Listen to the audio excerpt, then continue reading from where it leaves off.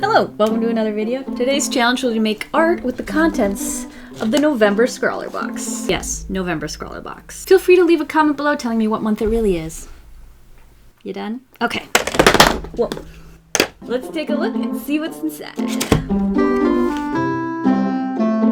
Seems to be escaping. Pretty solid. Alright, so the first thing I see peeking out is a pencil. It's the Robinson 3B pencil. We have the Scrawlrbox sticker. Looks like it has some kind of paint, so I'm gonna guess we got some paint in this box. Right, here we have the menu listing the art supplies in the box. And here we have the actual art supplies. Okay, so this is the Rowney, colors selected by Scrawlrbox, Aquafine Gouache. There are 6 15 milliliter paint tubes. Oh, wait, it opens all fancy. No, it doesn't. Never mind, it's just a box. Ooh, there we go. There we have it. Whoa! Ta-da! One hand. Oh, they have little pockets in there. Can you see in there?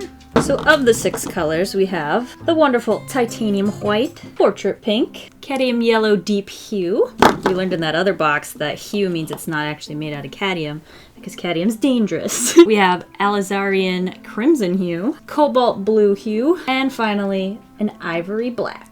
So those are 6 opaque watercolors, or gouache. Also in the box we have looks like a plastic eraser, the brand KUM or KUM. I like how velvety it feels. We also have the candy, which looks like a lemon drop or a lemon pop. And finally, I don't know what this is. I'm gonna have to take a look at the... Oh, you know what? I was like, what are you supposed to use this for? Is this like for scratching something? It's the Royal Talens Van Gogh, or Van Gogh, 191 series paintbrush. The poor guy. I hardly even knew ya. I wonder where its head is. Seems to have gotten decapitated in transit. You know what? I bet happened.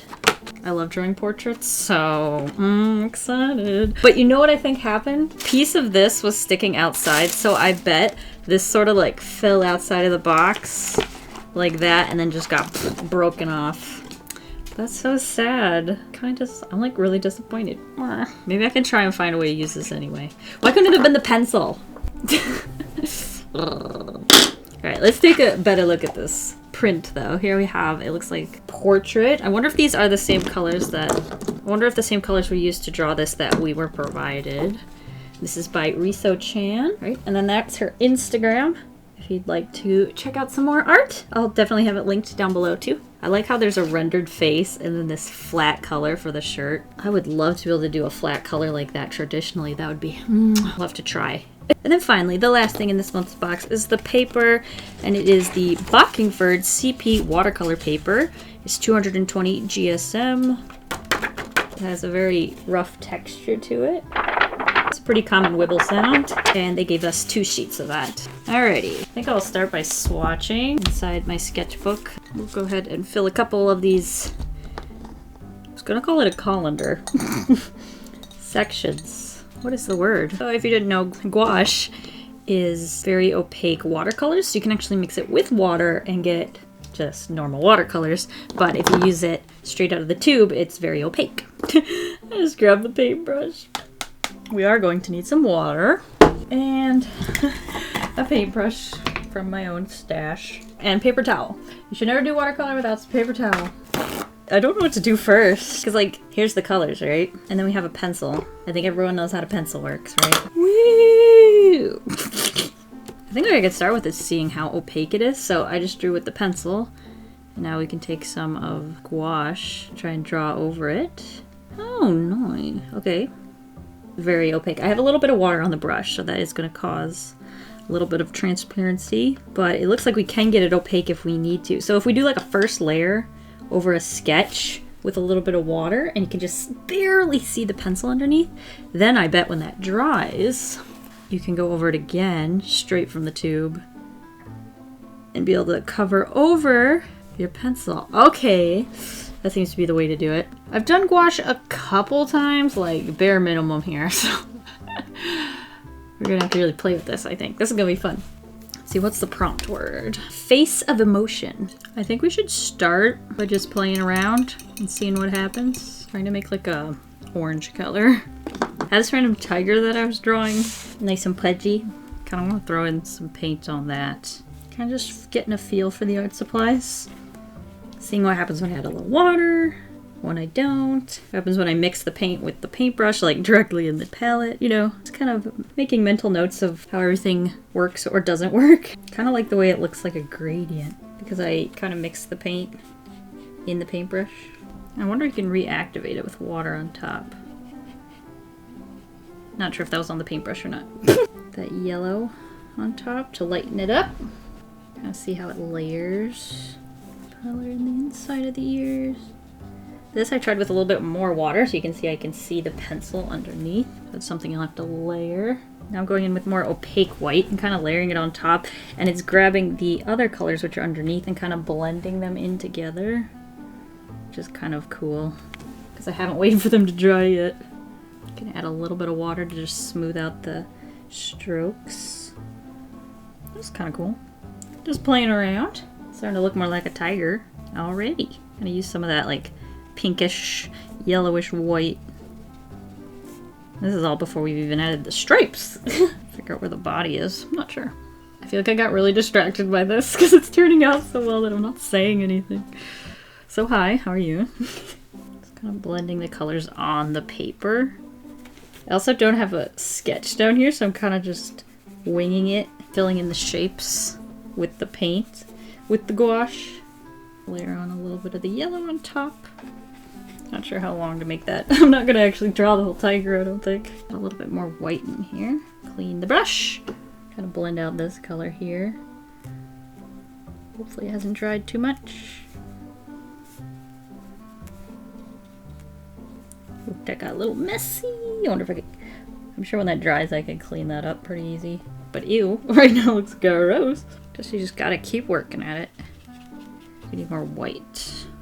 I love the way it mixes in. Kind of becomes more cohesive. The color scheme. Lighten it up under here. Kind of blend it in too much. I'm doing that by just adding more white, putting it on top, and kind of like blending it in on the paper. I think adding in the black stripes is going to be really fun and going to be that final on the painting. That's just going to make it really... You'll be like, yeah, that's a tiger. Grab some more white. And some final highlights before we let that dry and add in some stripes. I'm just doing it dry, like straight from the tube. So it's creating that kind of interesting texture right there. Alright, I think it's good enough for a spur-of-the-moment tiger. When you do a drawing so long ago, it feels like a little collab with yourself. It was so long since I'd drawn the tiger head originally. I mixed in the blue with the red and it created a pretty dark brown. I'm kind of using that before I use black. See if I like that or if I should go darker. Kind of just draw in some of the stripes. Yeah, some of these might need to be darker. Just mix in a little bit more blue so that there's less water. Actually, I'm gonna just try and go in with some black and maybe mix it with a little blue and a little bit of the red. That should give us a nice opaque. There we go. There we go. Add a little bit of water to these. Not much. I don't want to go too transparent again, which was the problem we had with the brown. It's kind of strange because I'm not entirely sure where they go. I'm just kind of winging it. I've got a bit of a reference up. So hopefully that'll help make them look plausible. Sometimes they separate and create that little space and then connect again. So cute. Practice my brush strokes. If I didn't have a reference, I can tell you right now, this would not look anywhere near this good. Use references. I don't have any specific one I'm using because I have to keep switching around to find them looking different directions just to see how their stripes look in different directions. And around the mouth, there's also stripes kind of here, but they're a little bit more broken up. It looks like he has a mustache. I'm gonna use this color for the eye. Just straight from the tube. Boop. And then I'll go around that with some more black to kind of define it once it dries. Just kind of wing it down the leg. I'll take it. It's gotta be the best tiger I've ever drawn. Clean up the little edges with some white paint. My dirty white paint. And there you go. There you get a vague idea of how some of the colors work. To say I'm happy with this is an understatement. I really like it. Okay. What do I do next that lives up to this? The prompt is face of emotion. Tigers have faces, so I don't think we're that far off. But what if I drew like a portrait, kind of like print that came in, so like maybe a straight on portrait in my style, obviously. But then we use the paints, and since I've went ahead and figured out some colors to use to paint tigers, what if we just drew this character with like tiger stripes or something? Just speaking out loud. Might as well try it. We have 2 sheets of paper, so if it turns out horribly wrong, I won't tell you about it. And it's like it never even happened. Oh, wait, ew, wait. This looks like that Cats movie. No. Let's come up with a different idea. I don't even want to. I don't. No, I don't. No. No, I don't want to do that at all. I mean, I could, I could erase all the cat bits. No. I mean, the paper's still usable if I need to come back to it and completely erase it.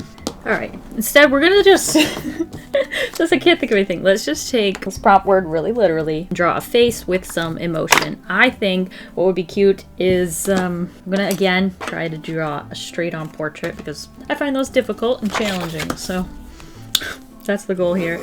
And I think what would be cool for an idea is to draw, you know how in movies, when someone gets like really terrible news in the movie, and they like cry, but they still look gorgeous doing it. I want to draw like a perfect serene face with like one single tear falling out of the eyelid. Like they're watching their home burn. So I guess the whole face should be pretty flat, like emotionless. And we just have that tear falling out. That'll be fun to try and draw a tear, because I don't think I've ever actually drawn one that looked like a real tear. I've done like cartoony, just like blue goop coming out of your eyeball, but not like making it actually look like water. So that would be kind of fun. We'll see if I fail that miserably. It'll still be fun either way. Okay, I slightly turned the face just because I find that a little less spooky.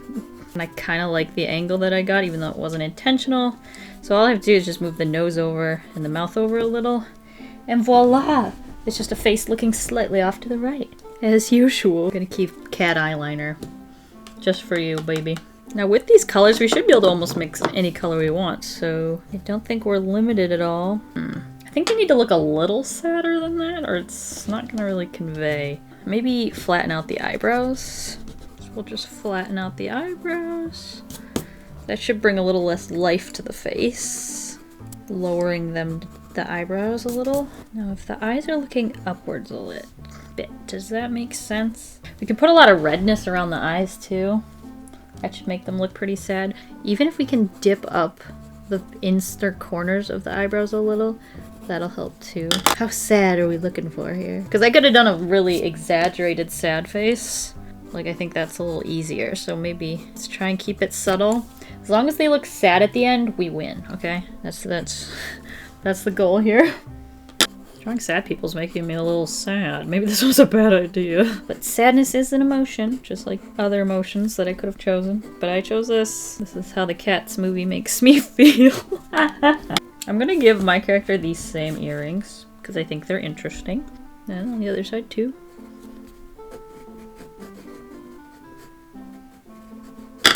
Here we go. Mine are twisting a little.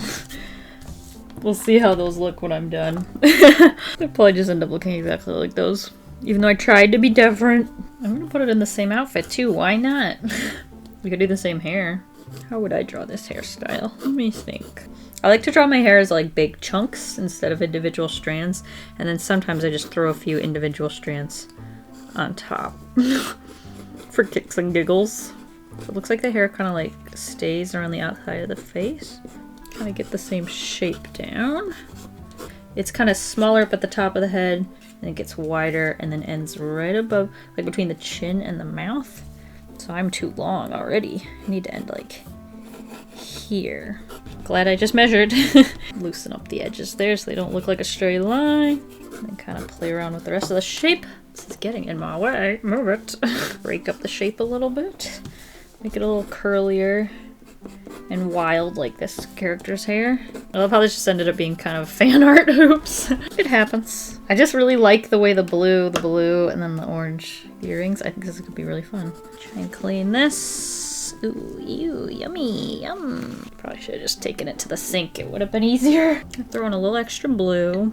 And then we're gonna have to mix that with some white for the shirt. And then I wonder if we go straight blue for the hair. Mine's a little bit more saturated, but it might dry more that color. So I think I should use this now before it dries. Need my palette. Just go ahead and paint that in.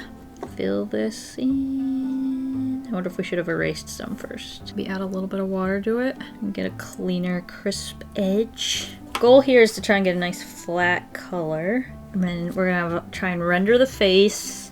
And then I think for the hair, it looks like there's a gradient. It's darker at the bottom and a little lighter at the top. Why don't we try to do the same thing? You can learn a lot by trying to recreate someone's art, even if you don't do it in their same art style. Just by paying attention to how they do things slightly different than you. Whether it's like how they draw eyes or how they color shirts. That needs to dry. While we're waiting for that to dry, I could probably mix up the next colors. So we need some really light pinks, really saturated pinks. And it looks like some yellows. Ooh, this might be fun. It's probably this color, also mixed with red and white. We have some red there we can take, but we need more white. See, this color is a little too deep. Like it's a very cool red. You can kind of tell how nice it looks next to the blue. But this seems more like a warm red. Don't listen to me, I don't know what I'm talking about. We got a couple of tones there. And when this stuff dries, it should be really matte. That's another attribute of gouache. So with the face, what I think I want to do is add a lot of water at first. That way we see the pencil underneath and we know where to put all of the colors. So first use it kind of like watercolor. You'll be able to see kind of some of the sketch underneath as we slowly build up the color. And it looks like we should get more saturated if we're going to kind of copy this as a reference towards the center of the eyes. What I love about art is like there's so many different ways to draw like a face. So like even here, like I'm kind of copying someone else's and kind of seeing how they do it. I should try and do something like this with like the old painters, like what, Rembrandt, even Picasso would be kind of fun. Do like studies of old painters, the greats, see where they put the green on faces. I'm always amazed by people who can use the color green when painting a face and it doesn't look bad. Sheesh, you've got the skills. Need to add a little more pink. Everything's looking a little bit grayer compared to this. Okay, now we want something kind of yellow. I wonder if we mix that with some white. Can you get a good yellow? Oh, there's yellow. There she is. I'm having a buckling problem. Shoot. I really should have taped this down.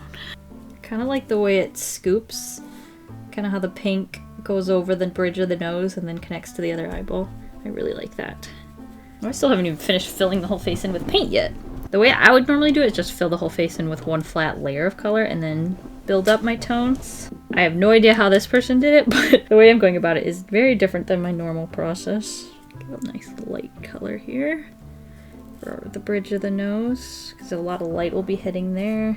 Trying to follow the similar light source. Right now my character looks kind of diseased, but I assume as we build it up we can probably slowly render it a little bit more as we slowly figure out what looks good and what doesn't. And kind of do a little bit of that blending on the canvas like I did with the tiger. I just put them white right on there and then try to blend it out with the colors that are wet underneath of it. Because every time I try to mix a color and go on top, it's just not quite light enough.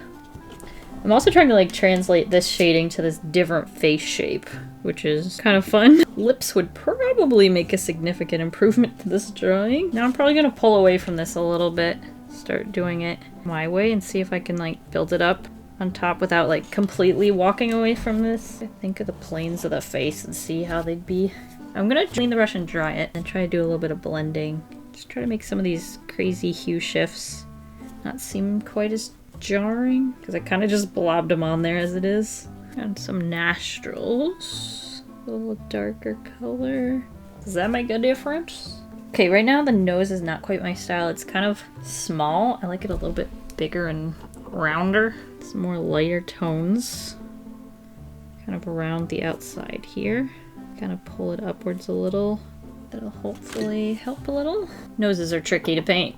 I guess everything's kind of tricky to paint. And especially the things you don't paint as much, like noses. Like eyes, you paint 2 eyes every time you draw a face, right? But noses, you only ever draw 1 at a time. No one has a pair of noses. All right, that widened the nose already. I'll probably continue to play with that. We also still have some white paper showing through I'll need to mess around with. Okay, I think it's time for that technique that worked pretty well where I cleaned and then dried my brush and then blended some of the colors that needed it. Some of the harsher areas. Better understanding of facial structure would probably help me out right here. I think it's making some improvement. Kind of kept some hair strands, so it's kind of interesting. I don't know if I should paint over those. I like it, but at the same time I'm probably gonna end up over them even if I try not to. Because I need to add the next layer of blue. See if I can reactivate this color and put it on top and blend it in. We'll see what happens. This is an experiment. Okay, I think it dried too fast underneath it. Clean the brush, blend it out with a dry, clean brush. Okay, that's more the effect I'm looking for. And kind of blend it out. This layer of paint's still wet compared to the other side, so I can actually just go in with the paint and it blends as I place it down. That's more helpful. Now this is giving off like a gray hair vibe that I am not into. So I'm thinking I'm just gonna take straight blue now and just try and blend this in and see what that looks like. Not even gonna bother cleaning the brush. Okay, yeah, that's a lot more saturated. I think this is more what we need. We'll just have to worry about blending it together. Because I don't like how muddy it looked before this. I can't promise it'll look good, but I'll promise it'll look a little better. How's that? Probably should have just started with this color. That would have made a significant difference. And have all this grayness going on. Is it brightening up yet? Slowly and surely. Alright, still not the same color. But this is also reflecting light because it's a shinier surface. So the colors are going to look lighter. Whoop. See, if you ask me to do crazy hair, I'm gonna go all out. Actually, it's not that crazy. I guess I failed. Never mind. I love a little frizz. Oh, you know what I haven't colored? The earrings. But I think I need to wait for the hair to completely dry. I don't want to mix the blue with the yellow since those are contrasting colors. That would not be pretty. So there's definitely expression on this face. Like, I'm seeing some emotion, but not the emotion I was going for. But I will take it. I could try to add the tear, but I have no idea how to do that. I think what you do is you just add like a shadow. So we would grab this pink, like right here. Oh, that's not even a shadow.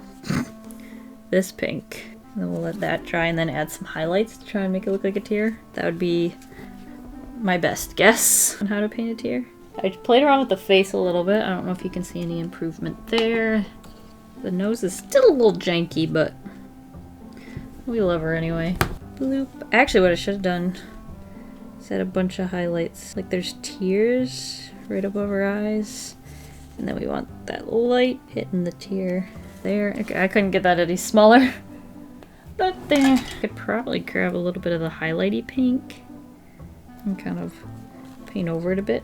I mean, not the worst tear I've ever drawn. We'll put it that way. Oh, I need to do the earrings. That's the last thing here. We don't want it to blend at all with the blue. That's why we wait for it to dry. Because these two colors don't like each other. So we'll make sure these are very opaque versions of each other, of their colors. Okay, that worked. Then when it dries, I should be able to put the highlight right on there. Right like that. And any other little tiny tidbits I want to do. And I don't think it turned out too bad. I kind of like it. I like the abstractness and how it's not too blended at the same time, with having a pretty rendered feel to it. Still need to work with my contrast of like trying to find darks and lights because I was a bit stuck in the mid-tone. Like, I understand that it's a problem, but I have a very hard time fixing it. But knowing it is obviously part of fixing it, so we will continue on this art journey into the future. I think my favorite part of today was drawing this lion. Painting this lion. Sorry, I drew it a while ago. Painting it was really, really fun. I really like the way the colors turned out and the way the white blended with the orange. It made this really warm white color. I really like that about it. I love how you can get that flat, even tone. Like, look at that. And I think I like gouache a little more than acrylic, even though I've been using a lot of acrylic lately, because it works so similarly, but I feel like it handles adding water to it a little bit better, which makes sense because gouache is watercolors. That was fun. I do want to say thank you to Scrawlrbox for sending me this box to try out and to share with you guys. If you're interested in getting your own Scrawlrbox, I'll have the links in the description. I had a lot of fun with this month's box, and I hope you enjoyed watching me try out the supplies. Thank you guys for watching. I'll see you guys all next week, and I hope you have a delicious evening full of waffles. Bye!